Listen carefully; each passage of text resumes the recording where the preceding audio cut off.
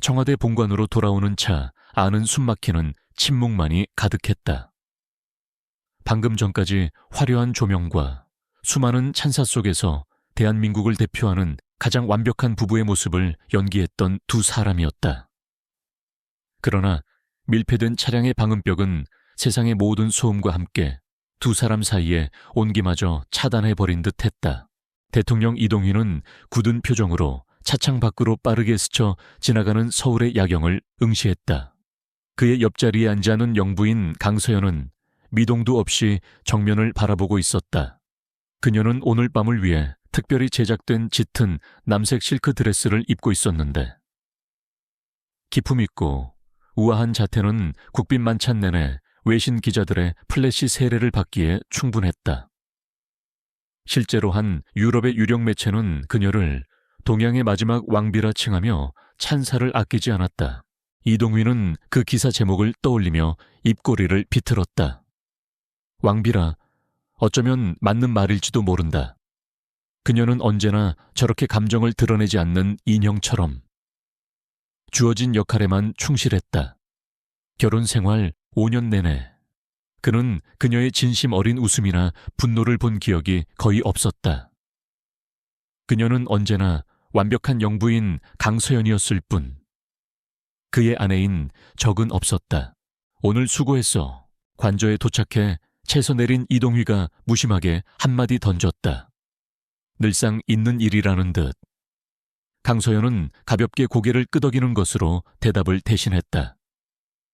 수행원들이 멀어지고 두 사람만이 대통령 내실로 향하는 복도를 걷는 동안에도 대화는 없었다. 높은 천장과 붉은 카펫이 깔린 긴 복도는 두 사람의 발걸음 소리마저 삼켜버릴 듯 고요했다. 내실에 들어서자마자 이동휘는 넥타이를 거칠게 풀어 소파에 던졌다. 그는 익숙하게 서재 쪽으로 걸어가 고급스러운 원목 책상 서랍을 열었다. 그가 꺼내든 것은 얇은 서류 봉투였다. 그가 봉투를 들고 거실로 돌아왔을 때 강서연은 소파에 앉아 조용히 귀걸이를 빼고 있었다. 그녀의 차분한 모습에 이동휘는 알 수 없는 짜증이 치밀었다. 강서연, 그의 목소리는 차갑고 단호했다. 그녀가 고개를 들자 이동휘는 들고 있던 서류 봉투를 그녀 앞에 유리 테이블 위로 던지듯 내려놓았다. 툭 하는 소리가 정적을 깨뜨렸다. 이혼 합의서야. 이번이 정말 마지막이야. 그녀의 시선이 봉투로 향했다. 새로운 것도 아니었다. 이동휘는 대통령에 당선된 직후부터, 아니 그전부터 주기적으로 이혼을 요구해왔다. 처음에는 그의 정치적 입지를 위해, 그 다음에는 국정 안정을 위해, 그리고 이제는 더 이상 미룰 수 없다는 이유를 댔다. 그는 그녀가 자신의 정치적 성공을 위한 가장 완벽한 파트너였지만 이제 그 유효기간이 끝났다고 공공연히 말해왔다. 내일 오전까지 서명해서 비서실을 통해 보내. 더 이상 당신과 불필요한 감정 소모를 하고 싶지 않아. 그는 마치 명령을 하다라는 사령관 같았다. 그는 강서연이 이번에도 거부하거나 혹은 눈물을 보이며 매달릴 것이라 예상했다. 언제나처럼 그녀는 자신의 가문과 대통령의 체면, 그리고 국가의 품격을 운운하며 시간을 끌 것이 분명했다. 그러면 그는 기다렸다는 듯이 그녀의 위선을 비난하며 자신의 정당성을 주장할 터였다. 그는 이미 이 지긋지긋한 레퍼토리에 완벽하게 대비하고 있었다. 이유를 물어도 될까? 처음으로 그녀가 입을 열었다. 그녀의 목소리는 놀라울 정도로 평온했다. 이동휘는 어이가 없다는 듯 헛웃음을 쳤다. 아직도 이유가 필요해. 우린 한 번도 부부였던 적이 없어. 당신은 당신 아버지의 꼭두각시였고 나는 당신 가문의 배경이 필요했던 야심가였지. 이제 난 대통령이 됐고 당신 가문의 힘은 예전 같지 않아. 이 정략 결혼은 이제 끝낼 때가 됐다는 소리야. 그의 말은 비수처럼 날카로웠지만 강서연의 표정에는 미세한 균열조차 보이지 않았다. 그녀는 그저 조용히 그의 눈을 응시할 뿐이었다. 그 시선이 이동휘를 더욱 불쾌하게 만들었다. 마치 모든 것을 꿰뚫어 보고 있다는 듯한. 그래서 자신을 더 초라하게 만드는 그런 눈빛이었다. 최유라 씨 때문인가? 강서연의 입에서 나온 이름에 이동휘의 얼굴이 순간 굳어졌다. 최유라, TJB 방송국의 간판 앵커이자 야망으로 가득 찬 젊고 아름다운 여자, 그리고 현재 대통령 이동휘의 마음을 사로잡고 있는 유일한 여자였다. 그들의 관계는 정계와 언론계에서 공공연한 비밀이었지만 강서연의 입을 통해 직접적으로 언급된 것은 처음이었다. 당신이 상관할 바 아니야. 그는 신경질적으로 대답했지만 그것은 사실상 인정하는 셈이었다. 그는 더 이상 이 여자 앞에서 위선을 떨고 싶지 않았다. 그는 최유라와 함께하는 미래를 꿈꿨다. 자신을 존경하고 사랑하며 정치적 동반자가 아닌 여자로서 곁에 있어 줄 사람. 강서연에게서는 단 한 번도 느껴보지 못했던 따뜻함을 그녀에게서는 느낄 수 있었다. 그녀를 사랑하는군. 강서연은 혼잣말처럼 나지막이 읊조렸다. 그 목소리에는 질투나 원망이 아닌 마치 오랜 수수께끼의 답을 확인한 듯한 묘한 평온함이 깃들어 있었다. 그리고 그녀는 천천히 테이블 위에 서류 봉투로 손을 뻗었다. 이동휘는 마른 침을 삼켰다. 또다시 지루한 설전이 시작될 것이라 생각했다. 하지만 강서연의 행동은 그의 예상을 완전히 빗나갔다. 그녀는 봉투를 열어 안에 든 서류를 꺼냈다. 이혼 합의서, 변호사가 작성한 조항들을 그녀는 꼼꼼히, 하지만 빠르게 읽어 내려갔다. 재산 분할, 위자료, 그리고 비밀 유지 조항까지 이동휘는 그녀에게 최대한의 것을 보장했다. 그것이 그녀의 입을 막고 그녀 가문의 반발을 최소화할 수 있는 유일한 방법이라고 생각했기 때문이다. 몇 분간의 침묵이 흘렀다. 이동휘는 초조하게 그녀의 반응을 기다렸다. 그녀가 드디어 서류에서 눈을 떼고 그를 바라보았다. 펜 좀 줄래? 뭐? 이동휘는 자신의 귀를 의심했다. 펜, 서명해야 하니까. 그녀의 말은 너무나도 담담해서 오히려 비현실적으로 들렸다. 그는 잠시 멍하니 서 있다가 기계적으로 자신의 상의 안주머니에서 만년필을 꺼내 건넸다. 대통령 취임식 때 장인, 즉 강서연의 아버지에게서 선물 받은 그의 성공을 상징하는 물건이었다. 강서연은 그 만년필을 받아들었다. 뚜껑을 여는 소리가 유난히 크게 울렸다. 그리고 그녀는 조금의 망설임도 없이 합의서의 배우자란에 자신의 이름을 적어 내려갔다. 강서연, 우아하면서도 힘있는 필체였다. 아, 제다리. 이동휘는 숨을 삼켰다. 모든 것이 너무나도 순식간에, 그리고 너무나도 간단하게 일어났다. 그가 지난 몇 년간 그토록 원했던 일이 단 몇 초 만에 현실이 되었다. 그는 환호성을 질러야 마땅했다. 자유를 얻었고 사랑하는 여자와 새로운 시작을 할 수 있게 되었다. 하지만 이상하게도 기쁨 대신 섬뜩한 한기가 등줄기를 타고 흘렀다. 강서연이 서명한 서류를 그에게 내밀었다. 그는 멍하니 그것을 받아들었다. 잉크가 아직 마르지 않은 그녀의 이름 위로 그의 시선이 고정되었다. 이제 됐어. 그녀가 물었다. 그녀의 목소리는 여전히 아무런 감정을 담고 있지 않았다.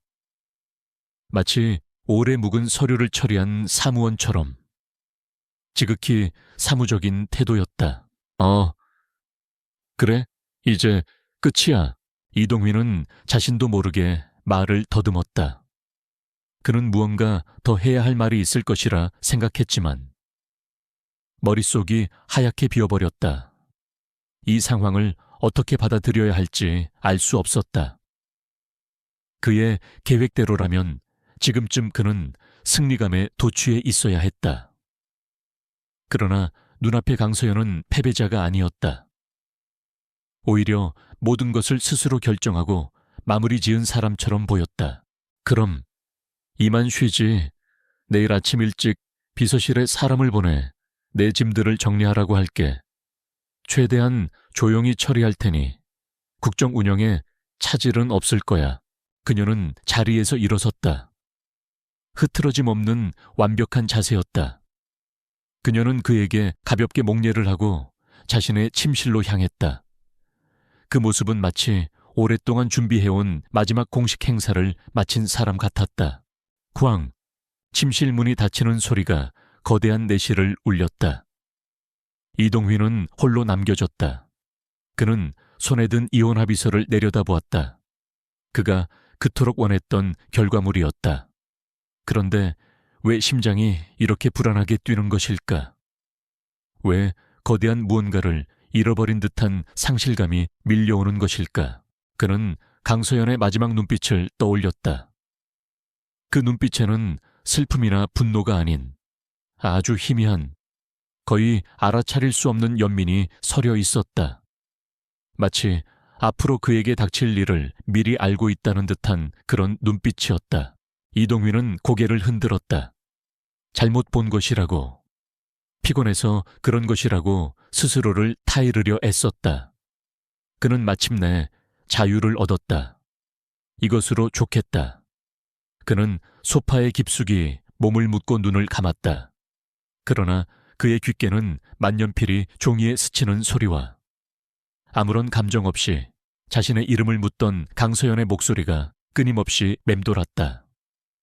그날 밤, 대한민국 대통령은 그의 인생에서 가장 큰 승리를 거두었다고 믿었지만 실은 가장 치명적인 패배에 서막을 열었다는 사실을 전혀 알지 못했다. 이동휘가 잠에서 깼을 때 창밖은 아직 푸른빛이 감도는 새벽이었다. 그는 자신이 언제 소파에서 잠들었는지 기억하지 못했다.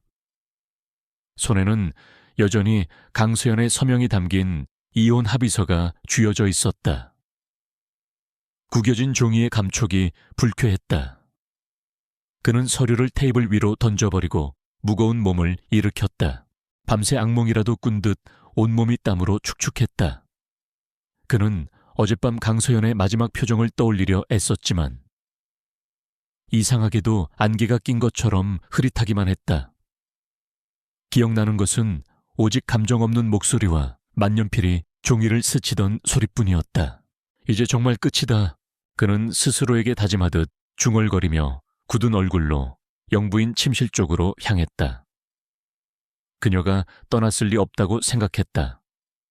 분명 밤새 후회하며 눈물로 밤을 지새우고 있을 터였다. 어쩌면 이른 아침 자신의 침실 문을 두드리며 용서를 구할지도 모른다. 그는 문고리를 잡았다. 예상과는 달리 문은 잠겨있지 않았다. 안으로 들어선 이동휘는 순간 숨을 멈췄다. 방 안은 그가 예상했던 혼란과 슬픔의 흔적 대신 호텔 스위트룸처럼 정갈하고 차가운 공기만이 감돌고 있었다. 침대는 한 점의 구김도 없이 정돈되어 있었고 화장대 위에는 그녀가 쓰던 화장품이나 장신구 하나 남아있지 않았다. 마치 처음부터 아무도 살지 않았던 공간처럼 그녀의 모든 흔적이 완벽하게 지워져 있었다. 옷장 문을 열어보았다. 값비싼 드레스와 공식 석상용 의상들은 그대로 걸려 있었지만 그녀가 평소에 입던 사복 몇 벌과 개인적인 물건들은 모두 사라지고 없었다. 그녀는 떠났다. 그가 서류에 서명하자마자 단 몇 시간 만에 이동휘는 허탈한 웃음을 터뜨렸다. 독한 여자, 마지막까지 그의 예상을 벗어나는 여자였다. 하지만 한편으로는 후련했다. 이제 더 이상 그녀의 무표정한 얼굴을 마주하며 죄책감을 느끼지 않아도 되었다. 질척이는 감정 싸움 없이 깔끔하게 마무리된 것이 오히려 잘된 일이었다. 그는 주머니에서 휴대폰을 꺼내 익숙한 번호를 눌렀다. 유라야, 나야. 대통령님, 이 시간에 어쩐 일이세요? 혹시 무슨 일 있으신가요? 수화기 너머로 들려오는 최유라의 목소리는 꿀처럼 달콤하고 생기가 넘쳤다. 강서연의 메마른 음성과는 완전히 다른 종류의 것이었다. 좋은 소식이 있어. 그녀가 서명했어. 정말요, 세상에. 드디어 잘 됐어요. 정말 잘 됐어요. 최유라의 진심, 어린 환회, 이동휘의 입가에 비로소 미소가 번졌다. 그래, 이거였다. 그는 이 기쁨을 원했다. 이제 우리에게 방해물은 없어졌어. 조금만 기다려줘. 공식 발표까지는 시간이 좀 걸리겠지만 괜찮아요. 전 언제까지나 기다릴 수 있어요. 사랑해요. 동휘 씨, 사랑이라는 단어가 그의 가슴을 뭉클하게 만들었다. 그는 강소연에게서는 단 한 번도 들어보지 못한 말이었다. 전화를 끊고 난 후 그는 잠시 창가에 서서 동이 터오는 새벽에 청와대 정영을 내려다보았다. 이제 이 모든 것은 온전히 그의 것이었다. 강서연이라는 족쇄에서 벗어난 그는 더 높이, 더 멀리 날아오를 수 있을 터였다. 어젯밤의 불길한 예감은 그저 피로 때문에 생긴 기우일 뿐이었다. 그러나 그 평온한 자신감은 그날 오전 첫 국무회의에서부터 조금씩 균열을 보이기 시작했다. 각하, 이것은 오늘 아침 긴급 보고된 미 연준의 금리정책 변동 가능성에 대한 분석 보고서입니다. 경제수석이 두툼한 보고서를 그의 앞에 내려놓았다. 이동휘는 미간을 짚으며 첫 페이지를 넘겼다. 복잡한 그래프와 전문 용어로 가득한 수십 페이지의 보고서는 보기만 해도 머리가 아파왔다. 예전 같았으면 강서연이 밤새 이 보고서를 검토하고 아침 식사 자리에서 핵심 내용과 예상되는 파장, 그리고 정부가 취해야 할 대응 방안까지 일목요연하게 정리해서 브리핑해 주었을 것이다. 그녀는 복잡한 경제 현상을 이해하는데 천재적인 재능이 있었다. 사실 그의 대표적인 경제 공약이었던 혁신성장 포용 국가론의 이론적 토대를 만든 것도 그녀였다. 그래서 결론이 뭔가 이동휘는 짜증 섞인 목소리로 물었다. 경제수석은 잠시 당황한 표정을 짓더니 보고서의 내용을 더듬거리며 설명하기 시작했다. 하지만 그의 설명은 보고서의 내용을 그대로 읽는 수준에 지나지 않았고 명확한 대안이나 통찰력을 제시하지 못했다. 회의에 참석한 다른 장관들 역시 서로 눈치만 볼 뿐 섣불리 의견을 내놓지 못했다. 평소라면 이런 상황에서 강서연이 사전에 조율한 바람직한 발언들이 여러 장관들의 입을 통해 순차적으로 나왔을 것이다.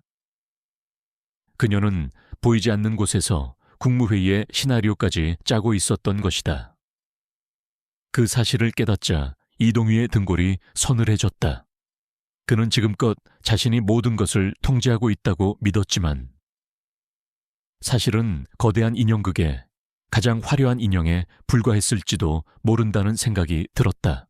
이 문제는 추가 검토해서 다시 보고하도록. 결국 그는 애매한 결론을 내리는 것으로 회의를 마무리할 수밖에 없었다. 그의 이마에 식은땀이 배어 나왔다. 엎친 데 덮친 격으로. 오후에는 주일대사로부터 긴급 통화가 걸려왔다. 일본 총리와의 비공식 채널을 통한 무역 협상에 중대한 차질이 생겼다는 보고였다. 총리께서 갑자기 입장을 바꾸셨습니다. 각하의 최근 발언에 대해 상당한 불쾌감을 표했다고 합니다. 최근 발언이라면 며칠 전 국빈 만찬에서 했던 환영사를 말하는 것이었다. 그는 준비된 원고대로 읽었을 뿐이었다. 무엇이 문제였을까? 그때 비서실장이 조심스럽게 입을 열었다. 각하, 혹시 그 연설문 영부인께서 최종 검토하시기 전 버전이었습니까? 이동휘는 그제야 기억해냈다. 만찬 전날 강서연은 연설문의 특정 단어가 외교적으로 오해를 살 소지가 있다며 수정을 제안했었다. 하지만 그는 그녀의 의견을 무시했다. 자신의 연설에 감히 토를 다는 그녀의 태도가 거슬렸기 때문이었다. 사소한 단어 하나 가지고 유난 떤다고 핀잔까지 주었던 기억이 났다. 그 사소한 단어 하나가 이제 외교 문제로 비화되고 있었다. 강서연은 단순한 경제 전문가가 아니었다. 그녀는 역사와 문화, 그리고 상대방의 심리까지 꿰뚫어보는 무서운 전략가였다. 그녀의 부재는 단순한 빈자리가 아니었다. 그것은 대통령의 눈과 귀, 그리고 두뇌의 일부가 사라진 것과 같았다. 불안감은 저녁이 되자 현실적인 위협으로 다가왔다. 증권가 정보지에 짧은 글 하나가 올라왔다. 속보, 청와대 내 불화설, 영부인, 며칠째 공식 석상에 모습 드러내지 않아. 단순한 건강 문제인가? 혹은 그 이상인가? 그것은 아주 작고 확인되지 않은 루머에 불과했다. 하지만 시장은 귀신같이 반응했다. 오후 내내 보합세를 유지하던 코스피 지수가 마감 직전 소폭 하락했다. 외국인 투자자들이 정치적 불확실성을 이유로 소량의 주식을 매도하기 시작한 것이다. 이게 다 뭐야? 당장 이 정보지 출처를 찾아내서 막아. 이동휘는 집무실에서 고함을 질렀다. 홍보수석은 땀을 뻘뻘 흘리며 고개를 조아렸다. 이미 조치를 취하고 있습니다만 한번 퍼지기 시작한 소문을 막기가 쉽지 않습니다. 기자들의 문의 전화도 빗발치고 있습니다. 영부인께서 공식 일정을 취소하신 이유에 대해 명확한 해명이 필요합니다. 해명 뭐라고 해명해야 하는가? 건강상의 이유라고 둘러대기엔 그녀는 어젯밤 국빈 만찬에서 누구보다 건강하고 아름다운 모습이었다. 갑작스러운 해외 방문 준비된 바가 없었다. 모든 것이 거짓말이 될 수밖에 없었다. 그날 밤 이동휘는 거대한 대통령 집무실에 홀로 앉아 있었다. 아침에 느꼈던 해방감과 자신감은 온데간데 없이 사라지고 짙은 불안감과 후회가 안개처럼 그를 짓눌렀다. 강서연의 빈자리는 그가 생각했던 것보다 훨씬 거대하고 깊었다. 그녀는 그의 성공을 장식하는 화려한 트로피가 아니었다. 그녀는 그의 성공 그 자체를 지탱하고 있던 주춧돌이었다. 그는 테이블 위에 놓인 이혼 합의서를 노려보았다. 그녀의 이름, 강서연이라는 세 글자가 마치 그를 비웃는 것처럼 느껴졌다. 그녀는 모든 것을 알고 있었던 것이다. 자신이 떠나면 그에게 어떤 일이 닥칠지를. 그래서 그런 연민의 눈빛으로 그를 보았던 것이다. 이것은 그녀의 항복이 아니었다. 이것은 계산된 퇴장이자 조용한 전쟁의 선포였다. 청와대에서 시작된 작은 지진은 이제 대한민국 전체를 뒤흔들 거대한 지각 변동의 전조에 불과했다. 그리고 그 진앙의 한가운데 대통령 이동휘는 속수무책으로 서 있었다. 이동휘는 뜬 눈으로 밤을 새웠다.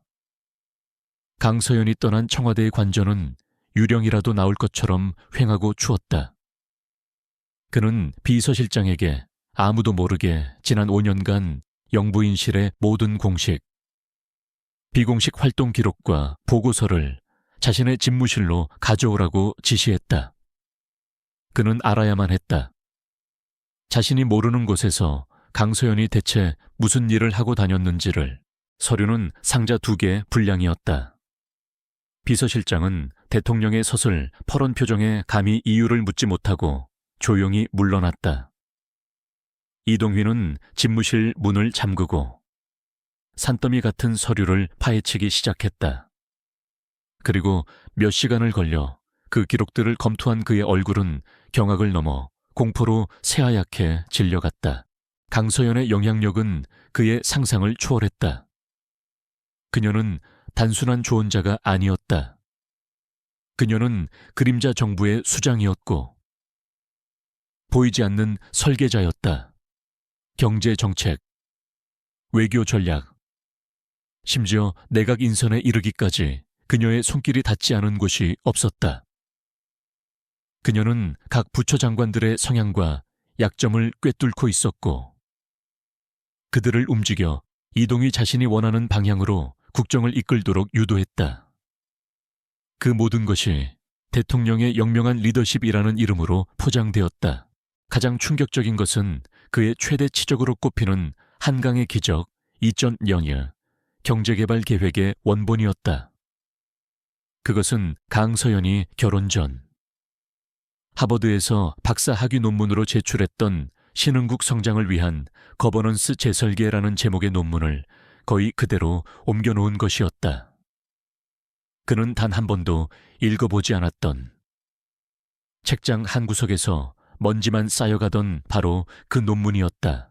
그는 자신이 철저히 기만당했다는 사실에 분노했지만 그보다 더 큰 것은 자신의 무능함을 마주한 데서 오는 굴욕감과 공포였다. 강서연은 그를 대통령으로 만들어주었을 뿐만 아니라 유능한 대통령으로 보이게 만들어주고 있었던 것이다. 그런데 그는 제 손으로 그 모든 것을 지탱하던 기둥을 뽑아버렸다. 젠장, 그의 입에서 거친 욕설이 터져나왔다. 그는 이제야 깨달았다. 강서연의 이혼 합의서 서명은 감정적인 포기가 아니었다. 그것은 이 거대한 시스템에 전원을 내려버린 것과 같은 행위였다. 그리고 이제 시스템이 멈춘 대가를 치러야 하는 것은 오롯이 그의 몫이었다. 같은 시각, 이동휘가 과거의 망령에 사로잡혀 있을 때 강서연은 새로운 왕국에서 미래를 설계하고 있었다. 그녀가 돌아온 곳은 화려한 펜트하우스가 아닌 서울 외곽에 위치한 낡고 거대한 TK그룹의 본사 빌딩이었다.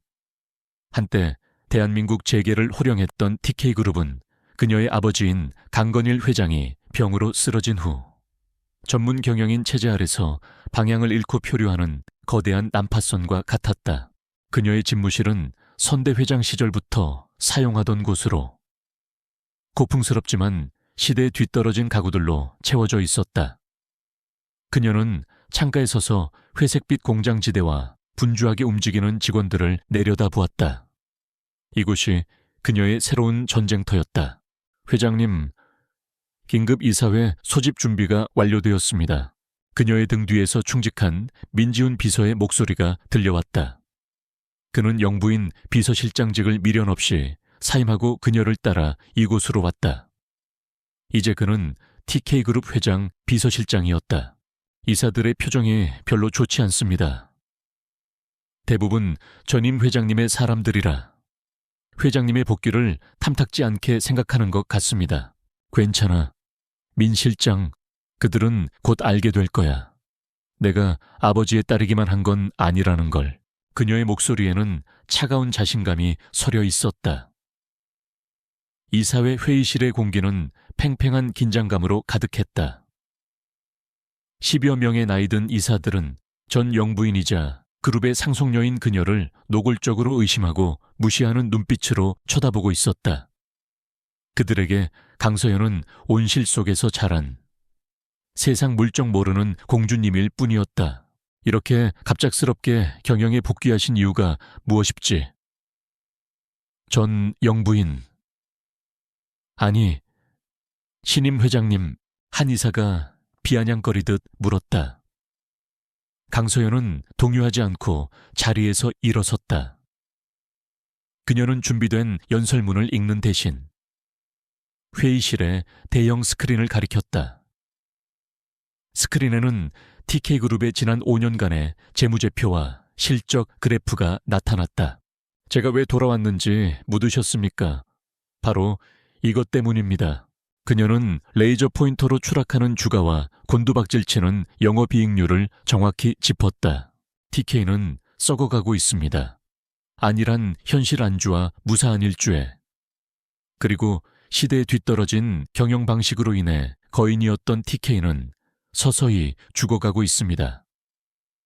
여러분은 지난 5년간 무엇을 하셨습니까? 그녀의 목소리는 조용했지만 회의실 전체를 압도했다. 그녀는 이어서 그룹의 문제점을 조목조목 날카로운 데이터 분석과 함께 제시했다.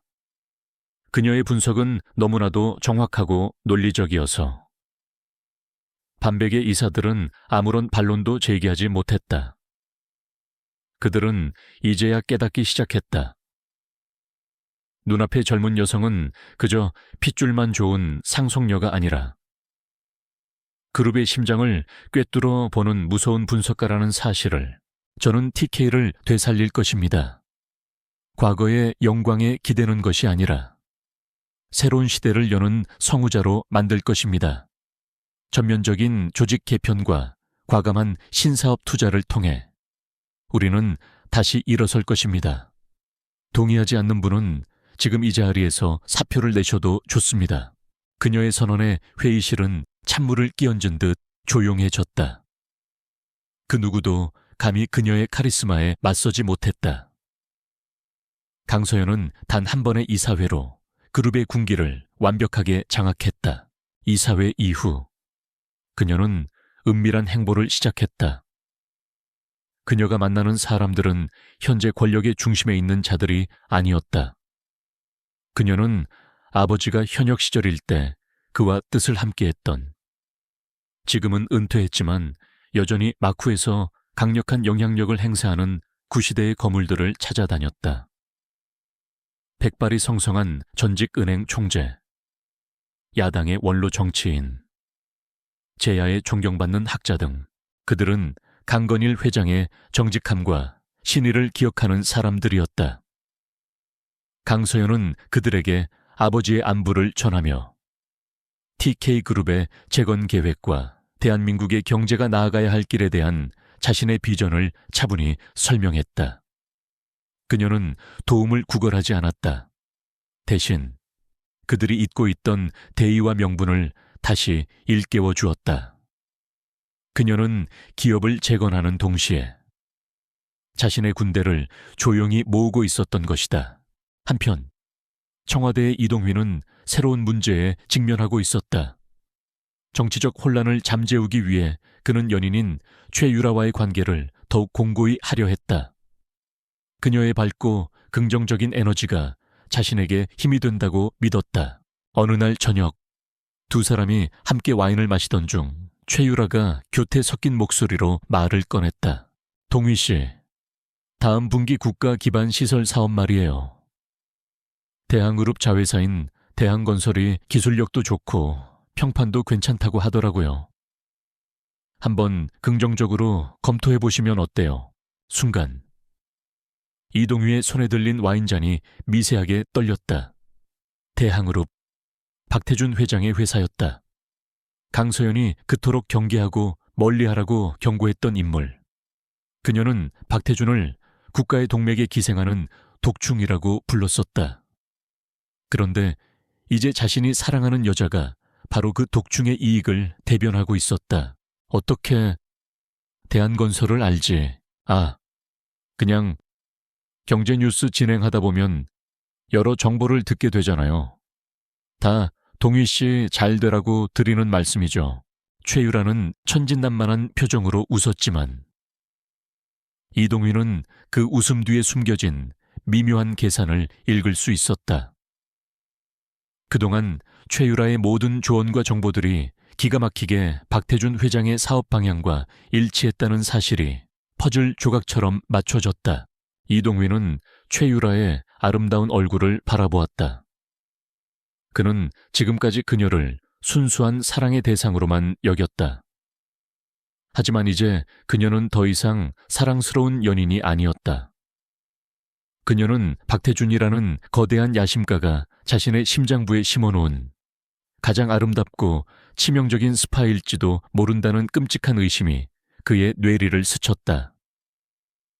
그는 한 여자를 내보냈다고 생각했지만 어쩌면 더 위험한 여자를 끌어들인 것일지도 몰랐다. 강서연이 떠난 지 일주일이 지났다. 청와대는 겉으로는 평온했지만 보이지 않는 곳에서는 이미 여러 개의 균열이 위험한 소리를 내고 있었다. 이동휘는 최율에 대한 의심과 강서연의 부재가 가져온 국정 공백 사이에서 위태로운 줄타기를 하고 있었다. 그는 자신의 리더십에 문제가 없다는 것을 증명하기 위해 더욱 독단적으로 국정을 운영하기 시작했다. 위기는 가장 예상치 못한 곳에서. 그러나 강서연에게는 너무나도 예상 가능했던 방식으로 찾아왔다. 시작은 홍콩과 싱가포르 외환시장에서의 작은 움직임이었다. 몇몇 거대 헤지펀드들이 대한민국 원화에 대한 공매도 포지션을 미미하게 늘리기 시작했다. 청와대 경제팀은 이것을 통상적인 시장의 노이즈로 치부했다. 대통령에게는 보고조차 올라가지 않은 사소한 정보였다. 그러나 며칠 뒤 월스트리트의 한 유력 투자은행이 대한민국 경제에 대한 부정적인 전망을 담은 보고서를 발표하면서 상황은 급변했다. 보고서는 한국 경제의 대외 의존도와 가계 부채 문제를 지적하며 단기적인 외부 충격에 매우 취약한 구조라고 경고했다. 이것은 신호탄이었다. 바로 다음 날 서울 외환시장이 개장하자마자 상상조차 할 수 없었던 일이 벌어졌다. 수십억 달러에 달하는 투기성 자본이 일제히 원화를 팔아치우기 시작했다. 원달러 환율은 개장 10분 만에 50원 넘게 폭등했다. 코스피 지수는 서킷 브레이커가 발동될 정도로 수직 낙하했다. 이게 대체 무슨 일이야? 청와대 지하 벙커, 국가위기관리센터의 대형 스크린 앞은 아비규환이었다. 수십 개의 모니터에는 온통 붉은색 하락 지표만이 가득했다. 경제부총리와 한국은행 총재를 비롯한 경제수장들의 얼굴은 사색이 되어 있었다. 국제 헤지펀드들의 조직적인 공격으로 보입니다. 월스트리트 보고서를 명분으로 삼아 대한민국 경제의 펀더멘털을 흔들고 있습니다. 한 실무관이 떨리는 목소리로 보고했다. 제2야의 IMF 사태라는 끔찍한 단어가 사람들의 머릿속을 스쳐 지나갔다. 이동휘는 주먹을 꽉 쥔 채 스크린을 노려보았다. 그는 이런 상황을 단 한 번도 상상해 본 적이 없었다. 그의 임기 동안 대한민국 경제는 순항하고 있다고. 아니, 자신이 그렇게 만들고 있다고 굳게 믿어왔다. 대책은 당장 내놓을 수 있는 대책이 뭐냐고. 그의 고함에 모두가 입을 다물었다. 누구도 섣불리 대안을 제시하지 못했다. 그때 항상 이동휘의 의견에 맹목적으로 동조하던 경제수석이 조심스럽게 입을 열었다. 각하, 시장의 불안 심리를 잠재우는 것이 급선무입니다. 우리가 보유한 외환 보유고를 투입하여 환율을 방어해야 합니다. 정부의 강력한 시장 개입 의지를 보여주면 투기 세력도 물러날 것입니다. 전형적인 교과서적 해법이었다. 하지만 지금은 전시 상황이었다. 상대는 정부의 이런 반응을 예측하고 더 큰 함정을 파놓았을 가능성이 높았다. 만약 강서연이 이 자리에 있었다면 그녀는 분명 그것은 그들이 원하는 것이라며 반대했을 것이다. 그녀는 적의 의도를 역이용해야 한다고 입버릇처럼 말했다. 하지만 지금 이 자리에는 강서연이 없었다. 이동휘는 다른 뾰족한 수가 없었다. 그는 리더십을 보여줘야 한다는 강박감에 사로잡혀 있었다. 조하, 당장 한국은행은 시장의 달러를 풀어 환율이 더 이상 오르지 못하게 막아. 정부는 대한민국 경제의 펀더멘털은 견고하다는 공식 성명을 발표하고 시장 교란 세력에 대해서는 엄중히 대처하겠다고 경고해. 그의 명령은 신속하게 이행되었다. 한국은행은 수백억 달러의 외환 보유고를 시장에 쏟아부었다. 하지만 결과는 처참했다. 정부가 내놓은 달러는 거대한 댐에 작은 구멍을 손가락으로 막으려는 시도에 불과했다. 헤지펀드들은 기다렸다는 듯이 그 물량을 전부 집어삼켰고 공매도 규모를 더욱 늘렸다. 환율은 잠시 주춤하는 듯하다가 이전보다 더 가파른 속도로 치솟았다. 단 하루 만에 대한민국의 외환 보유고 중 거의 10%가 허공으로 사라졌다. 공포는 금융시장을 넘어 실물 경제로 번져나갔다. 뉴스에서는 은행 앞에 길게 줄을 선 사람들의 모습이 나오기 시작했다. 달러를 사려는 사람, 예금을 인출하려는 사람들이었다. 기업들은 자금 조달에 어려움을 겪기 시작했고, 주식시장의 폭락으로 수많은 개인 투자자들이 절망에 빠졌다. 대한민국이 통째로 가라앉고 있었다. 이동휘는 대통령 집무실에서 속수무책으로 이 모든 상황을 지켜보고 있었다. 그의 자신감과 오만함은 산산조각났다. 그는 자신이 얼마나 무력하고 무지한 존재였는지를 뼈저리게 깨달았다. 그의 머릿속을 가득 채운 것은 단 한 사람의 이름이었다. 강서연. 그는 결국 수화기를 들었다. 자존심도, 체면도 모두 버렸다. 그는 그녀가 필요했다. 그는 그녀의 개인 휴대폰 번호를 눌렀다. 신호는 가지 않았다. 없는 번호라는 차가운 기계음만 들려올 뿐이었다. 비서실장, 당장 강서연 씨와 연락할 방법을 찾아 무슨 수를 써서라도. 그는 거의 절규하듯 소리쳤다. 비서실장은 땀을 뻘뻘 흘리며 TK그룹에 연락을 시도했다. 몇 분 뒤, 그는 창백한 얼굴로 돌아왔다. 각하, TK그룹 회장 비서실에서는 회장님께서는 현재 그룹에 명운이 걸린 중요한 회의 중이시라 그 어떤 외부 연락도 받으실 수 없다고 전해왔습니다. 회의, 이 나라가 망하게 생겼는데 회의 따위가 중요해. 민지훈 전 영부인 비서실장이 직접 그렇게 전했다고 합니다. 아주 단호한 어조였다고 합니다. 이동휘는 온몸의 힘이 빠져나가는 것을 느꼈다. 막혔다. 모든 길이 완벽하게 차단되었다. 강서연은 그가 손을 뻗을 수 없는 자신만의 성을 쌓고 그 안에서 그가 무너지는 모습을 지켜보고 있는 것이다. 그 순간 그의 뇌리를 스치는 기억이 있었다. 몇 달 전 강서연이 그에게 내밀었던 보고서, 글로벌 유동성 변화에 따른 신흥국 통화 위기 가능성 시뮬레이션 및 대응 전략이라는 제목의 두꺼운 보고서였다. 그는 바쁘다는 핑계로, 그리고 그녀의 잘난 체하는 태도가 싫어서 제대로 읽지도 않고 책상 서랍에 처박아 두었다. 그는 미친 사람처럼 책상 서랍을 뒤졌다. 그리고 먼지 쌓인 보고서를 찾아냈다. 그는 떨리는 손으로 보고서를 넘겼다. 그 안에는 현재 대한민국이 겪고 있는 위기 상황이 마치 예언서처럼 정확하게 묘사되어 있었다. 헤지펀드들의 공격 패턴, 정부의 잘못된 초기 대응이 가져올 결과, 그리고 이 모든 것을 막을 수 있었던 완벽한 대응 시나리오까지. 털썩 이동휘는 의자에 주저앉았다. 그는 속은 것이 아니었다. 그는 스스로 무덤을 판 것이었다.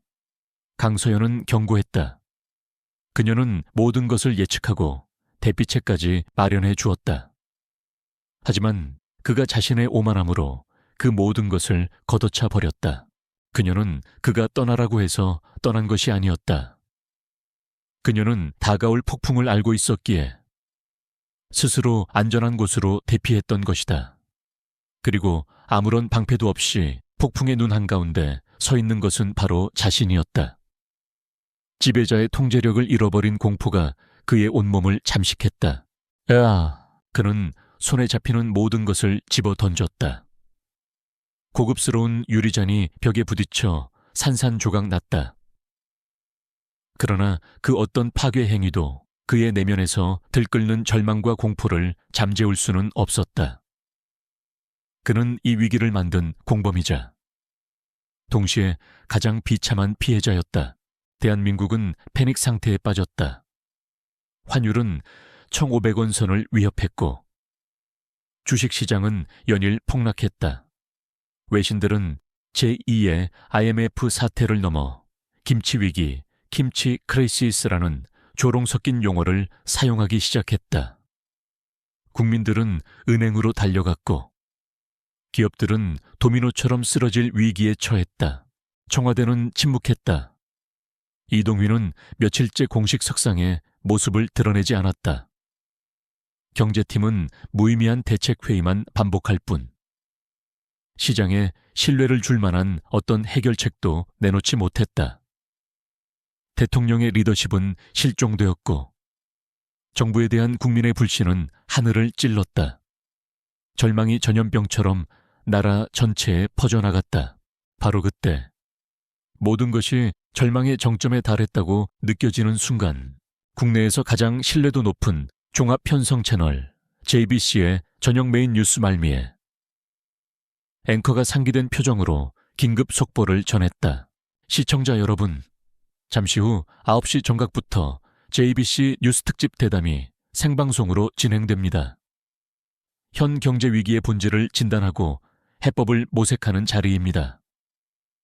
오늘 저희가 모신 손님은 TK그룹의 강서연 신임 회장입니다. 그 이름이 방송 전파를 타는 순간 대한민국은 잠시 숨을 멈췄다. 강서연, 비운의 전 영부인, 이혼 후 대중의 시야에서 완전히 사라졌던 그녀가 하필 이 절체절명의 순간에 돌아온 것이다. 왜 무슨 말을 하려고 기대와 우려, 호기심이 뒤섞인 채 온 국민의 시선이 JBC 채널로 고정되었다. 청와대 집무실, 이동휘 역시 텅 빈 눈으로 TV 화면을 응시하고 있었다. 그는 자신의 귀를 의심했다. 강서연이 감히 자신의 허락도 없이 방송에 나온다고 분노가 치밀어 올랐지만 한편으로는 그녀가 무슨 말을 할지 병적인 호기심이 일었다. 어쩌면 그녀가 자신을 비난하고 이 모든 사태의 책임을 자신에게 돌릴 것이라 생각했다. 9시 정각 방송이 시작되었다. 화면에 나타난 강서연의 모습은 이동휘가 알던, 그리고 온 국민이 기억하던 영부인의 모습이 아니었다. 화려한 드레스나 우아한 한복 대신 그녀는 어떤 장신구도 없이 몸에 딱 맞는 검은색 비즈니스 슈트를 입고 있었다. 단정하게 묶은 머리와 옅은 화장은 그녀의 지적인 분위기와 날카로운 눈빛을 더욱 돋보이게 했다. 그녀는 더 이상 누군가의 아내가 아니었다. 거대한 제국을 이끄는 여왕의 모습, 그 자체였다. 회장님, 어려운 시기에 이렇게 나와주셔서 감사합니다. 단도직입적으로 여쭙겠습니다. 지금의 위기, 원인이 무엇이라고 보십니까? 대한민국 최고의 시사 앵커로 불리는 손석진 앵커의 날카로운 질문에 강서연은 잠시의 망설임도 없이 입을 열었다. 원인은 복합적입니다. 하지만 본질을 말씀드리자면 예측 가능한 위험에 대한 무대책이 부른 참사입니다. 그녀의 목소리는 차분했지만 힘이 있었다. 이번 외환 공격은 무작위적인 사건이 아닙니다. 국제투기자본은 항상 가장 약한 고리를 노립니다. 그리고 현재 대한민국의 경제구조가 가진 취약점은 지난 몇 년간 수많은 보고서를 통해 꾸준히 경고되어 왔습니다. 정부가 이 경고들을 무시하고 장밋빛 전망에만 안주했던 것이 화를 키운 첫 번째 원인입니다. 그녀는 정부라는 단어를 사용했을 뿐 이동휘의 이름을 단 한 번도 언급하지 않았다. 하지만 그녀의 모든 말은 비수가 되어 이동휘의 심장에 꽂혔다. 그녀는 계속해서 말을 이어갔다. 대여 큰 문제는 위기 발생 후의 대처 방식이었습니다. 외환 보유고를 풀어 환율을 방어하는 것은 마치 집에 불이 났는데 석유를 붓는 것과 같은 행위였습니다. 투기 세력은 바로 그것을 노렸습니다. 그들은 정부의 예측 가능한 대응을 유도해 우리의 마지막 방패인 외환 보유고를 고갈시키려 했던 것입니다. 그녀는 복잡한 국제금융의 메커니즘을 초등학생도 이해할 수 있을 만큼 쉬운 비유로 설명했다. 국민들은 그제야 정부가 얼마나 어리석은 대응을 했는지 깨닫고 분노했다. 손석진 앵커가 침을 삼키며 물었다. 그렇다면 이제 방법이 없는 것입니까? 이대로 무너져야만 하는 겁니까? 온 국민이 숨을 죽이고 그녀의 입을 바라보았다. 강서연은 처음으로 희미한 미소를 지었다. 그것은 상대를 안심시키는 부드러운 미소가 아니라 전세를 뒤집을 비책을 가진 장수의 자신감 넘치는 미소였다. 아니요. 방법은 있습니다. 발상의 전환이 필요할 뿐입니다. 지금 정부는 불을 끄는 데만 집중하고 있지만 정작 중요한 것은 불길의 근원, 즉 투기 자본의 자금 흐름을 차단하는 것입니다. 이를 위해 두 가지 제안을 하고자 합니다. 그녀는 손가락 두 개를 폈다. CEO제. 미국이나 일본 등 핵심 동맹국과의 긴급 통화, 스와프를 한시적으로 재개해야 합니다. 이는 실질적인 달러, 유동성 확보 이상의 의미가 있습니다. 대한민국 경제의 방파제가 여전히 튼튼하다는 강력한 국제적 신호를 보내 투기 심리 자체를 위축시킬 수 있습니다. 하지만 외교적인 문제로 쉽지 않을 것이라는 전망이 많습니다. 외교는 명분과 실리의 문제입니다. 우리가 그들에게 무엇을 줄 수 있는지, 그리고 이 위기가 그들에게 어떤 영향을 미칠지를 정확히 설명하고 설득해야 합니다. 이것은 정치력의 문제입니다. 그녀의 말은 현 정부는 무능해서 못하지만 나라면 할 수 있다는 자신감의 표현이었다. 둘째, 그리고 이것이 더 중요합니다.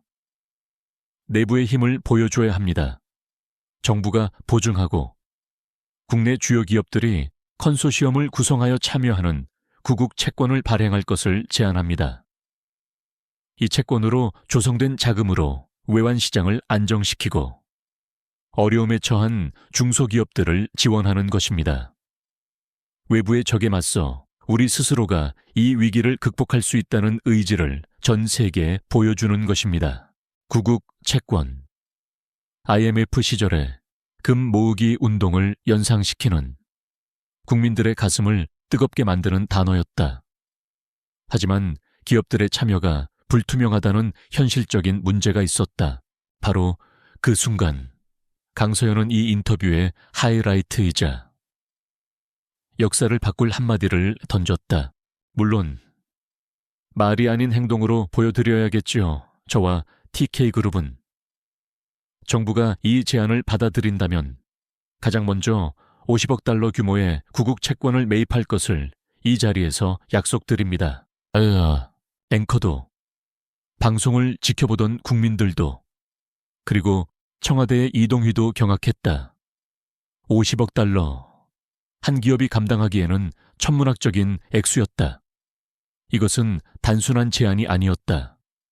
자신의 모든 것을 걸고 나라를 구하겠다는 대국민 선언이었다. 위기는 항상 기회와 함께 옵니다. 이번 위기를 통해 우리는 낡은 관행과 헤어지고 더 건강하고 강한 경제 체질을 만들 수 있습니다. 국민 여러분, 희망을 잃지 마십시오. 대한민국의 저력은 정부가 아닌 바로 여러분에게서 나옵니다. 인터뷰가 끝났다. 방송국에는 전화가 폭주했고 인터넷 포털 사이트는 강서연, 구국 채권이라는 검색어가 순식간에 장악했다. 시간 외 거래에서 원달러 환율이 폭락하기 시작했고 해외 증시에 대한민국 관련 지수들이 급등세로 돌아섰다. 시장이 그녀의 말 한마디에 반응하기 시작한 것이다. 국민들은 열광했다. 암흑 속에서 한 줄기 빛을 본 듯했다.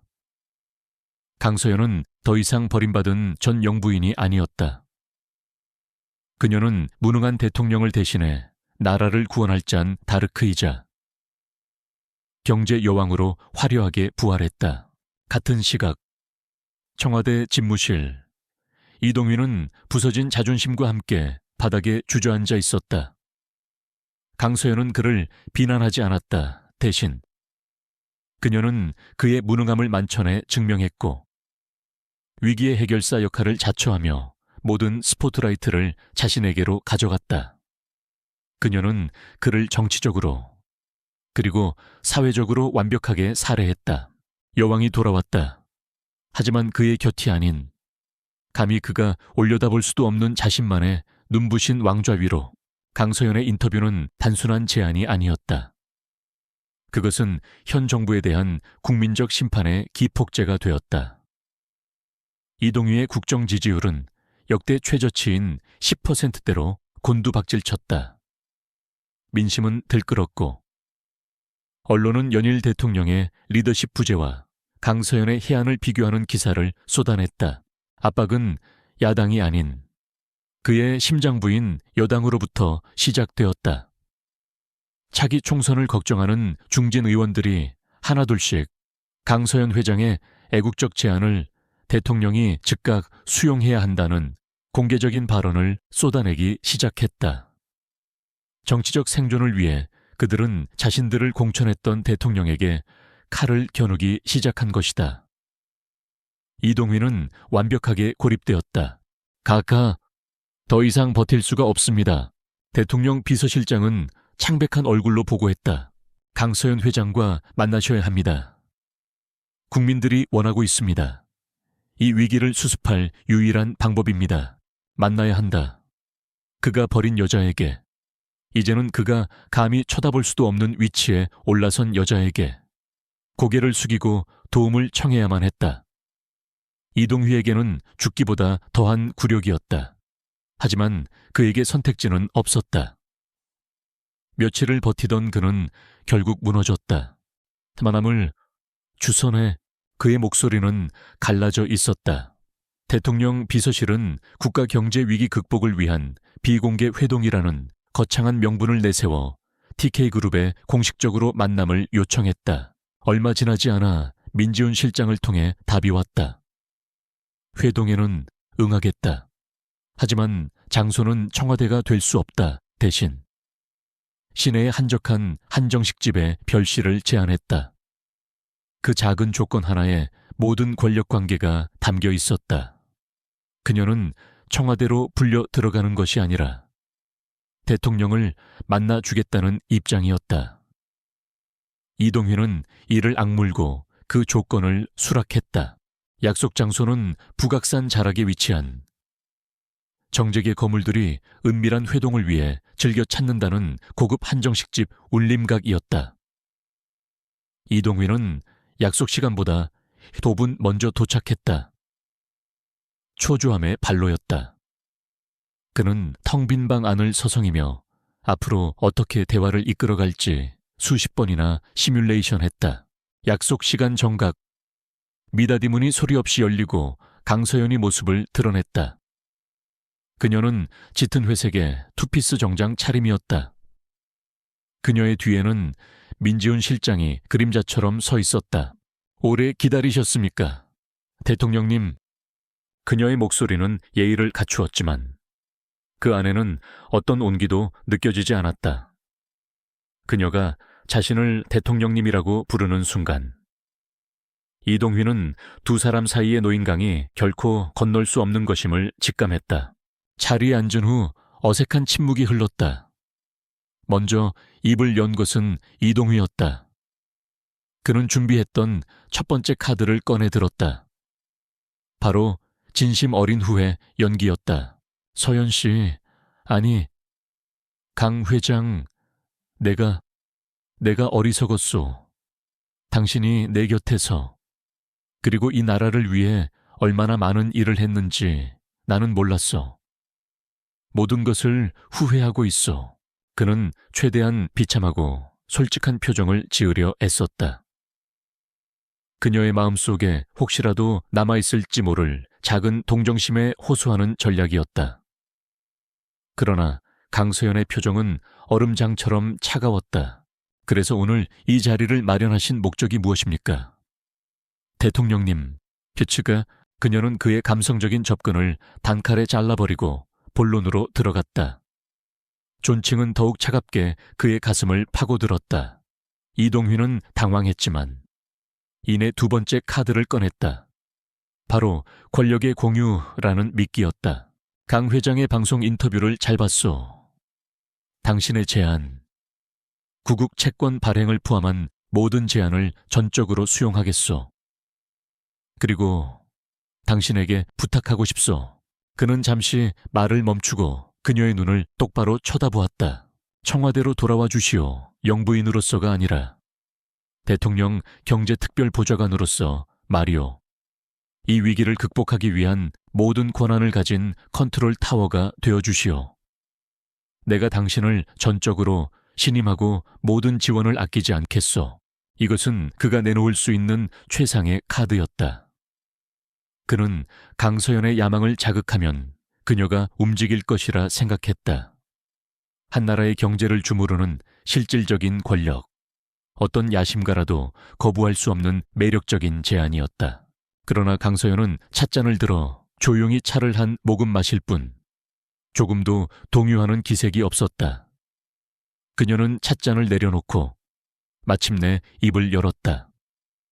그녀의 목소리는 이전보다 더욱 낮고 단호해져 있었다. 거절하겠습니다. 뭐라고? 대통령님, 지금 이 위기는 단순한 금융위기가 아닙니다. 썩을 대로 썩어버린 시스템이 무너지는 소리입니다. 썩은 뿌리를 그대로 둔 채 가지만 친다고 해서 나무가 살아나지는 않습니다. 그녀의 시선이 칼날처럼 날카롭게 이동휘를 향했다. 이 나라의 경제가 바로 설 수 없는 근본적인 이유는 바로 박태준 회장과 대한그룹 같은 부패한 세력이 국가의 동맥을 틀어쥐고 있기 때문입니다. 그들이 존재하는 한 제2, 제3의 위기는 언제든 다시 찾아올 것입니다. 이동휘의 얼굴이 하얗게 질렸다. 그녀가 무슨 말을 하려는지 알 것 같았다. 저의 협조를 원하십니까? TK그룹의 자금과 저의 모든 네트워크를 동원해 이 위기를 극복하는 데 힘을 보태기를 원하십니까? 그렇소. 제발 도와주시오. 좋습니다. 그렇다면 조건이 있습니다. 강서연은 상체를 앞으로 숙였다. 그녀의 눈빛은 한치의 흔들림도 없었다. 박태준 회장과의 관계를 끊으십시오. 대한그룹의 모든 비자금과 불법 승계, 정경유착 비리에 대해 전면적인 검찰 수사를 지시하십시오. 그를 구속하고 그가 심어놓은 부패한 관료들을 모두 척결하십시오.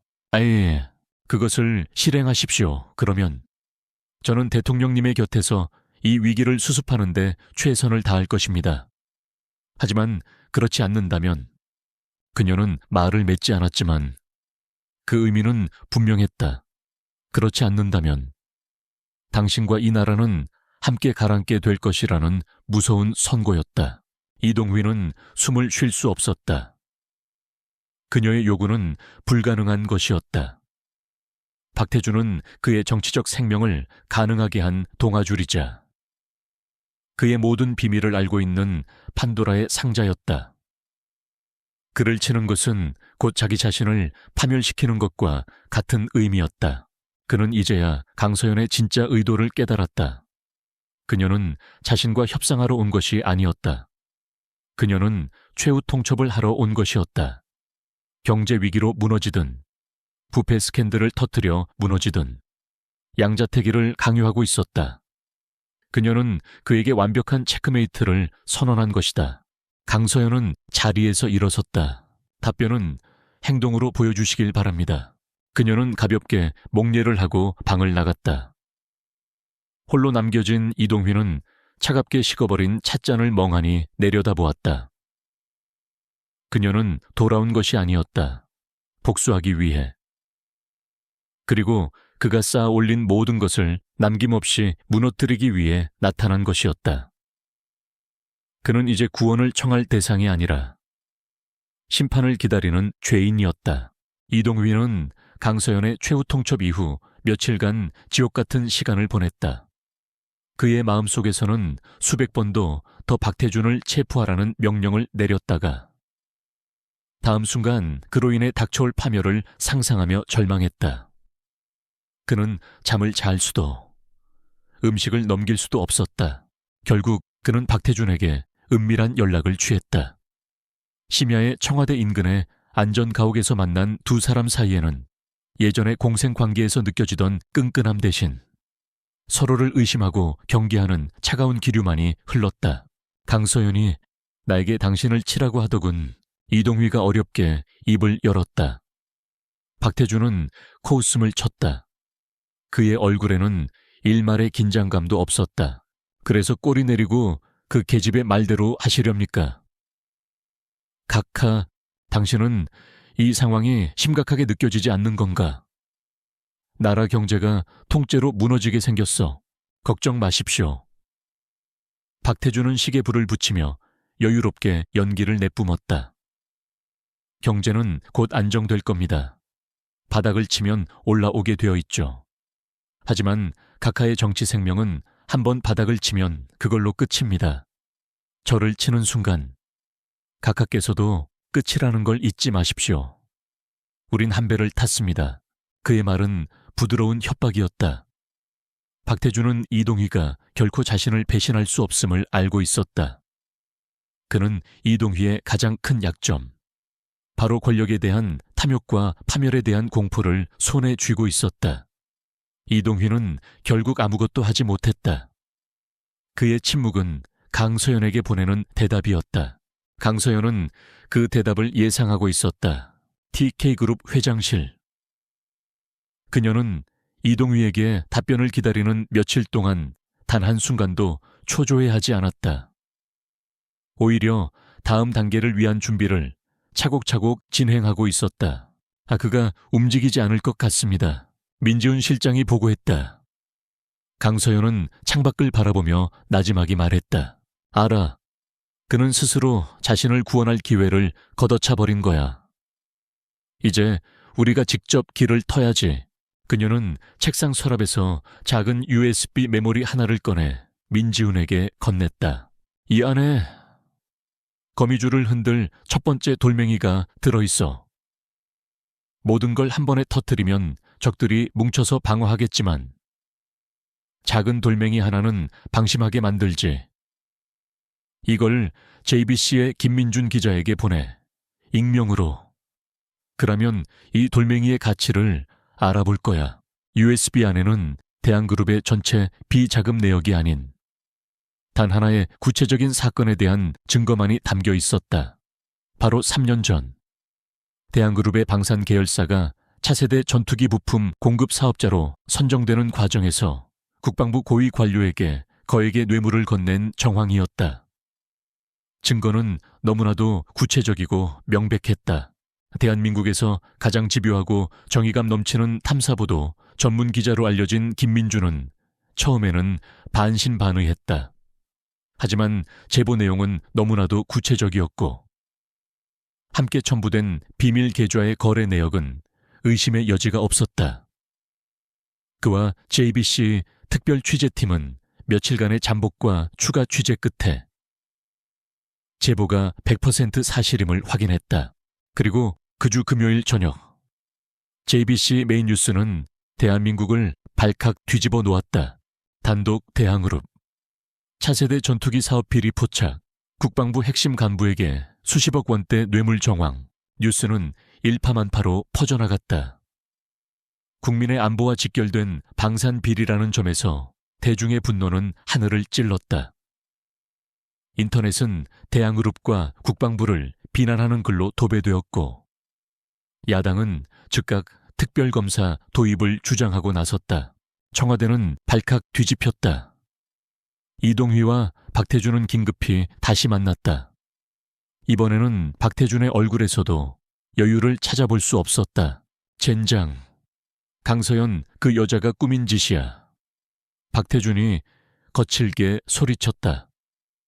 이대로 두면 검찰 수사가 어디까지 뻗어나갈지 몰라. 꼬리를 잘라야 해. 꼬리라니. 누굴 말하는 건가? 이번에 이름이 오르내린 국방부 국장 놈이랑 우리 쪽 전무놈. 그 두 놈에게 모든 걸 뒤집어 씌우는 거야. 그들이 개인적인 욕심 때문에 저지른 비리라고.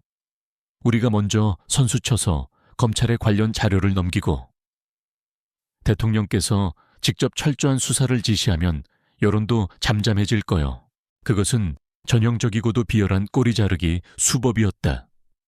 2명의 희생양을 내세워 거대한 몸통을 지키려는 속셈이었다. 이동휘는 잠시 망설였다. 그것은 비겁한 짓이었다. 하지만 그에게는 다른 선택지가 없었다. 며칠 뒤 이동휘는 청와대 춘추관에서 직접 대국민 담화를 발표했다. 그는 비통한 표정으로 일부 공직자와 기업인의 부도덕한 비리에 대해 대통령으로서 책임을 통감한다며 고개를 숙였다. 그리고 지위 고하를 막론하고 성격 없는 수사를 통해 발본색권하겠다고 힘주어 말했다. 그의 영의는 완벽했다. 대중은 대통령의 단호한 의지에 잠시나마 신뢰를 보내는 듯했다. 비리의 장본인으로 지목된 국방부 국장과 대항그룹 전무는 긴급 체포되었다. 모든 것이 박태준과 이동휘의 시나리오대로 흘러가는 것처럼 보였다. 같은 시각 TK그룹 회장실, 강서연은 민지훈과 함께 이동휘의 대국민 담화 발표를 TV로 지켜보고 있었다. 회장님, 그들이 희생양을 내세워 방어벽을 쳤습니다.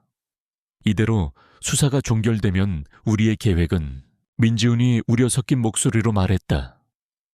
강서연은 TV를 끄고 조용히 자리에서 일어났다.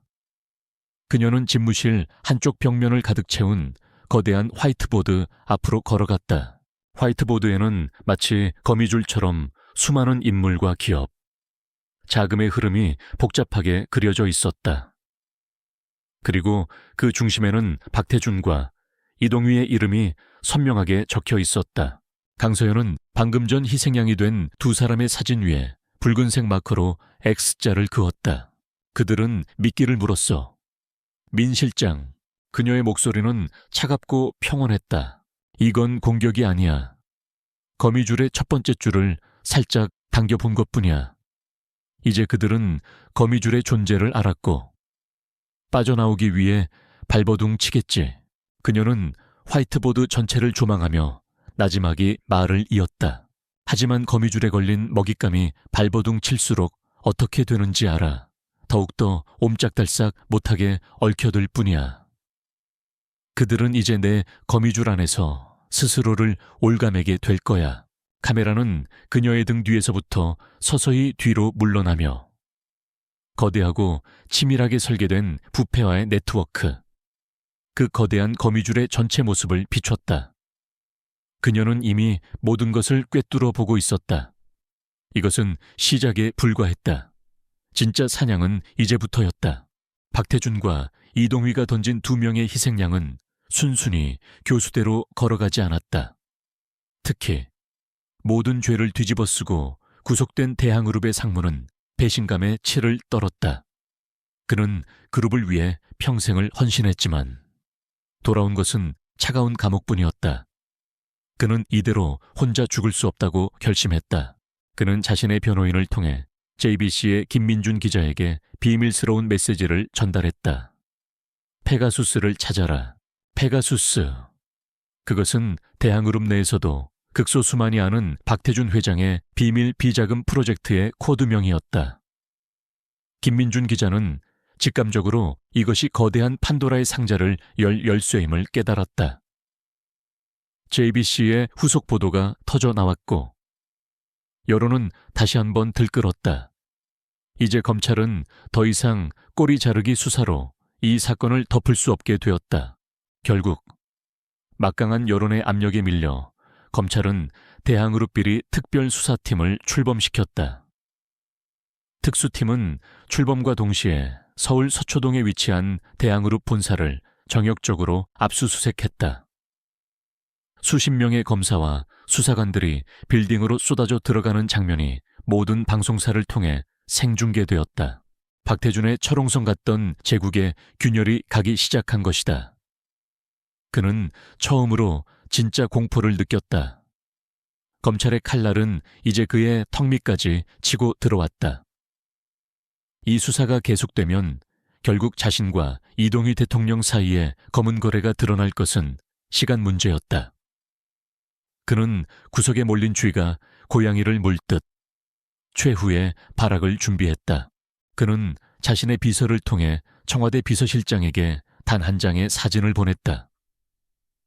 사진에는 어떤 문서의 일부분이 찍혀 있었다. 그리고 그 문서 상단에는 대외비라는 붉은색 도장이 선명했다. 그 사진을 본 이동휘는 온몸의 피가 차갑게 식는 것을 느꼈다. 그것은 그가 대통령에 당선된 직후 박태준에게 자신의 힘을 과시하고 신뢰를 얻기 위해 어리석게도 보여주었던 대한민국 반도체 산업 핵심 기술 및 공급망 취약점 분석이라는 제목의 1급 국가 기밀 문서였다. 만약 이 내용이 경쟁국이나 라이벌 기업의 손에 넘어간다면 대한민국의 경제를 지탱하는 가장 중요한 기둥인 반도체 산업 전체가 하루아침에 붕괴할 수도 있는, 그야말로 국가의 명운이 걸린 기밀이었다. 곧이어 박태준의 요구가 전달되었다. 24시간을 주겠다. 그때까지 특수팀을 해체하고 모든 수사를 원점으로 되돌려라. 그렇지 않으면 이 문서는 대한민국과 적대적인 관계에 있는 누군가의 책상 위에 놓이게 될 것이다. 그것은 더 이상 단순한 협박이 아니었다. 국가 전체를 인질로 잡은 테러 행위였다. 청와대는 발칵 뒤집혔다. 이동휘는 선택의 기로에 섰다.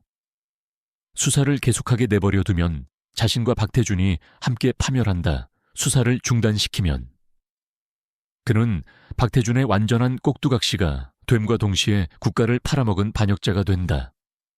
어느 쪽이든 지옥이었다. 그의 정신은 한계에 다다랐다. 그는 집무실에서 미친 사람처럼 서성이다가 소리를 지르고 물건을 집어 던졌다. 그의 왕국은 이제 그의 손을 떠나 통제불능의 상태로 무너져 내리고 있었다. 24시간의 마감 시한은 야속하게 흘러갔다. 결국 파멸에 대한 공포가 국가에 대한 의무감을 압도했다. 그는 떨리는 손으로 검찰총장에게 연결되는 직통 전화를 들었다. 수사를 멈추라고, 굴복하라고 명령하기 직전이었다. 바로 그 순간 강서연은 자신의 마지막 카드를 꺼내 들었다. 그녀는 박태준이 최후의 순간에 어떤 짓을 할지 정확히 예측하고 있었다. 그가 국가를 인질로 삼을 것이라는 것까지도. 그녀는 이 순간을 위해 지난 5년간의 결혼 생활 내내 단 하루도 빠짐없이 증거를 수집하고 기록해왔다. 그녀는 민지훈을 통해 김민준 기자에게 마지막 연락을 취했다. 이번에는 암시나 힌트가 아니었다. 서울 시내큰행 무 VIP 금고 7777번. 바흐, 무반주 첼로 모음곡이라는 이름으로 되어 있을 겁니다. 지금 당장 가보세요. 대한민국의 진짜 주인이 누구인지 알게 될 겁니다. 김민준 기자는 즉시 특수팀에 이 정보를 알렸다. 검찰은 반신반의했지만 JBC의 단독 보도라는 압박에 못 이겨 긴급히 압수수색 영장을 발부받아 K은행으로 향했다. 그리고 역사의 흐름을 바꿀 판도라의 상자가 열렸다. 금고 안에는 여러 권의 검은색 가죽 수첩과 수십 개의 녹음 파일이 담긴 외장 하드가 들어있었다. 그것은 강서연이 결혼 생활 내내 기록해온 비밀 장부였다. 그 안에는 이동휘와 박태준 사이에 오고 간 모든 불법적인 자금의 흐름, 날짜, 시간, 장소, 금액이 한치의 오차도 없이 꼼꼼하게 기록되어 있었다. 더 무서운 것은 녹음 파일이었다. 그 안에는 그들이 나눈 모든 은밀한 대화, 범죄를 모의하고 증거를 인멸하고 서로의 이익을 챙기던 모든 순간이 생생하게 담겨 있었다. 강서연은 남편의 서재와 자신의 드레스룸에 초소형 녹음기를 설치해 그들의 모든 대화를 5년간 기록해왔던 것이다. 모든 것이 끝났다. 그날 저녁 8시 58분. 박태준의 마감 시한이 2분 남은 시점이었다. 모든 방송 채널의 정규 방송이 중단되고 JBC의 긴급 속보 화면으로 전환되었다. 시청자 여러분, 방금 전 검찰 특수팀이 이번 비리 사건의 실체를 담은 결정적인 증거를 확보했다는 소식입니다. 바로 이동휘 대통령과 박태준 회장 사이의 대화를 담은 녹음 파일인데요. 잠시 들어보시겠습니다. 긴 그 돈이면 다음 선거까지는 문제없겠지. 뒤처리는 확실하게 해. 흔적도 남기지 말라고 이동휘의 목소리였다. 너무나도 선명하고 명백한 그의 목소리가 전파를 타고 대한민국 전역에 울려 퍼졌다. 청와대 집무실. 이동휘는 TV 화면을 보며 그대로 얼어붙었다. 그의 손에서 전화기가 떨어졌다. 그의 주변에 있던 모든 참모들의 얼굴에서 핏기가 사라졌다. 그들의 세상이 실시간으로 붕괴하고 있었다. 같은 시각. 자신의 아지트에서 느긋하게 대통령의 항복 전화를 기다리던 박태준 역시 TV를 통해 자신의 목소리를 듣고 있었다. 그의 얼굴에서 자신감이 사라지고 믿을 수 없다는 경악과 절망이 떠올랐다. 그는 자신이 놓은 덫에 자신이 걸려들었음을, 아니, 처음부터 거대한 거미줄 위에서 놀아나고 있었음을 깨달았다. 왕의 마지막 발악은 여왕의 결정적인 한 수 앞에 무참히 분쇄되었다. 더 이상의 탈출구는 없었다. 심판의 시간이 도래한 것이다. 강서연이 공개한 비밀 장부는 단순한 증거가 아니었다. 그것은 대한민국 정치와 경제의 가장 어두운 시면을 비추는 거울이었고, 이기심과 부패로 얼룩진 권력의 민낯을 남김없이 드러내는 선고문이었다. 장부가 세상에 공개된 순간 모든 것이 멈췄다. 언론은 속보를 쏟아냈고 방송사들은 정규 방송을 중단했다. 이동휘 대통령과 박태준 대항그룹 회장 사이의 수년간에 걸친 은밀한 거래, 불법 정치자금, 그리고 국가 경제를 뒤흔든 정책 결정의 배후가 낱낱이 기록된 내용은 온 국민을 충격과 분노에 빠뜨렸다. 반응은 시측각적이고 폭발적이었다. 박태준 회장의 체포는 신속하게 이루어졌다. 검찰은 더 이상 눈치 볼 권력의 비호가 사라졌음을 깨닫고 한밤중에 대한그룹 본사와 박 회장의 자택을 압수수색하며 그를 긴급 체포했다.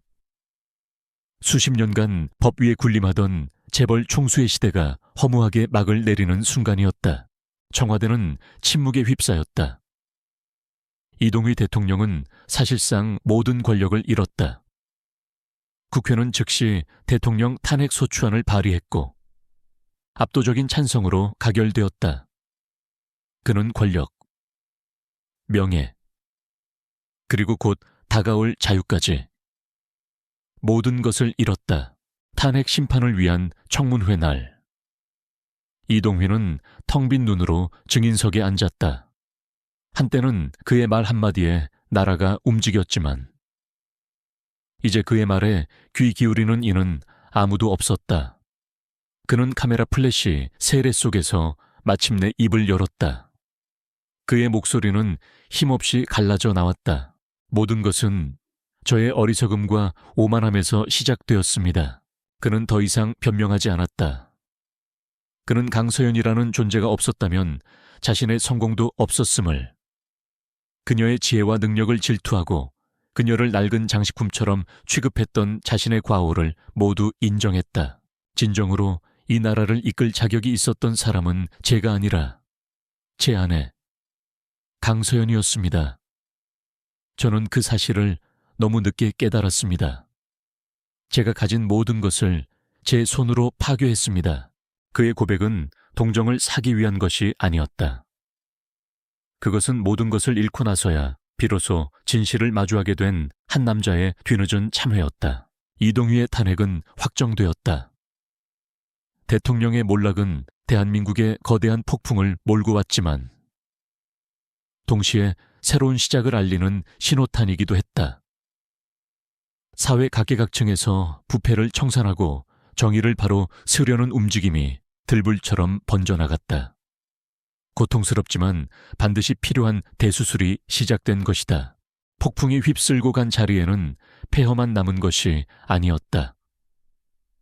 어둠을 걷어내고 더 깨끗하고 밝은 미래를 향한 희망의 씨앗이 뿌려지고 있었다. 혼란 속에서 대한민국은 더디지만 분명하게 새로운 새벽을 향해 나아가고 있었다. 그로부터 몇 달이 흘렀다. 대한민국을 송두리째 뒤흔들었던 거대한 폭풍은 잦아들고 사회는 더디지만 착실하게 새로운 질서를 찾아가고 있었다. 이동휘 전 대통령은 법의 심판을 받았다. 수많은 혐의가 인정되어 그는 긴 징역형을 선고받고 역사의 뒤양일로 쓸쓸히 사라졌다. 한때 국가의 정점에 섰던 남자는 모든 것을 잃고 차가운 감옥 독방에서 자신의 과오를 곱씹는 신세가 되었다. 그가 남긴 혼란의 중심에서 강서연은 묵묵히 자신의 역할을 해냈다. TK그룹의 회장으로서 그녀는 무너진 경제를 재건하는 데 핵심적인 역할을 수행했다. 위기 상황에서 빛을 발한 그녀의 탁월한 경제적 통찰력과 과감한 결단력은 시장에 안정을 가져왔고 국민들에게는 새로운 희망을 심어주었다. 정치권에서는 그녀를 향한 러브콜이 쏟아졌다. 비상대책위원장 자리부터 시작해 차기 대선 주자로 그녀를 추대하려는 움직임까지 일었다. 국민적 지지는 하늘을 찔렀다. 모두가 그녀가 청와대의 새로운 주인이 되어주기를 바랐다. 하지만 강서연은 모든 제안을 정중히 그리고 단호하게 거절했다. 그녀는 더 이상 누군가의 아내 혹은 국가의 상징인 영부인이라는 틀에 갇히고 싶지 않았다. 권력의 중심에 서는 것보다 그녀는 자신이 가장 잘할 수 있는 방식으로 이 나라에 기여하는 길을 택했다. 이야기의 마지막. 강서연은 TK그룹 회장실 통유리창 앞에 서 있었다. 그녀의 시선은 저 멀리. 상처를 회복하고 다시 활기차게 뛰기 시작하는 서울의 심장을 향해 있었다. 노을이 붉게 물든 하늘 아래. 도시의 불빛들이 하나둘씩 보석처럼 피어나고 있었다. 이제 그녀의 곁에는 이동휘가 없었다. 청와대의 답답한 굴레도 없었다. 오직 그녀 자신, 강서연만이 존재했다. 그녀는 더 이상 남편의 성공을 위해 그림자 속에 머무는 조력자가 아니었다. 스스로 체스판을 짜고 직접 말을 움직이는 진정한 플레이어였다. 과거의 상처와 고통은 그녀를 무너뜨리지 못했다. 오히려 그것들은 그녀를 더욱 단단하고 지혜롭게 만들었다. 입가에 옅은 미소가 피어올랐다. 그것은 승자의 오만한 미소가 아닌 자신의 가치를 되찾고 스스로의 운명을 개척한 한 여성의 평온하고 자신감 넘치는 미소였다. 강서연은 묶여있던 영부인이 아니었다. 이제 그녀는 자신의 왕국을 다스리는 진정한 여왕이었다. 그리고 그녀의 길은 이제 막 시작되고 있었다.